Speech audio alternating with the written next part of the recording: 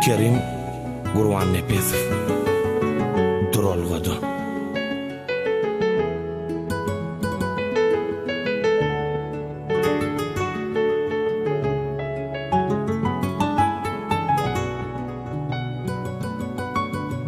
Ekiz taýýaly jorasy bilen jümjüme güllerin arasy bilen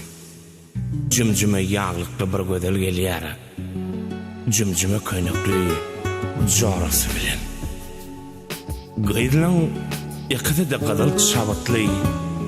şabatlaň gapdalyk keşte sowutly jigim uyam diýip lakataýmysak inni bide lakatmagam howply gaýdylaň bir çınar bir sedere görmäge göz gerek seýmäge ýürek gödüm yüreğim yeterlik bilin 18 gerek 18 gerek gaýdylaň bir maral bir sikeyik köksünün ökçetin nepes ne de beyik megerem dünyada iň bagtly oglanlar şol keyik gödele ýar boljak ýigit gödeller jüp basyp ýowaşy ädiýe qaymakly marojnaň ujunyň gädiýe kergede ködle buğda degenne tutuş howaň ýedem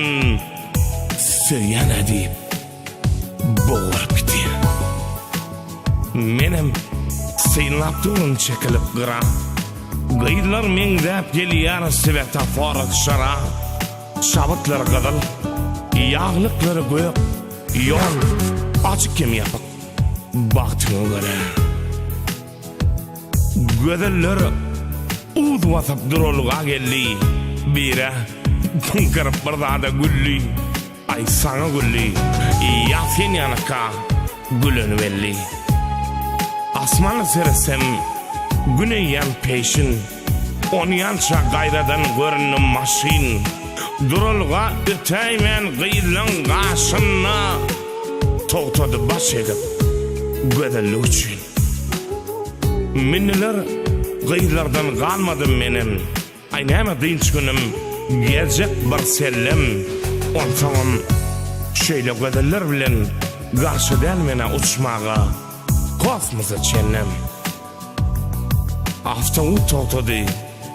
açyly işik reň müň gödel müň ýigit üýşüp watan teatrynyň öňüne durlar deň ýary aşyk deň ýary magşuk ýüregim alyp öýler bilen kereşmesi bilen näherleri bilen gaýdylaň ikide maşynyň üstü galan reýdäňmi böküp düşdüm gaýdylary bilen gaýdylaň ikide gadal şabatly şabatlaň gapdaly keşte sowutly bardan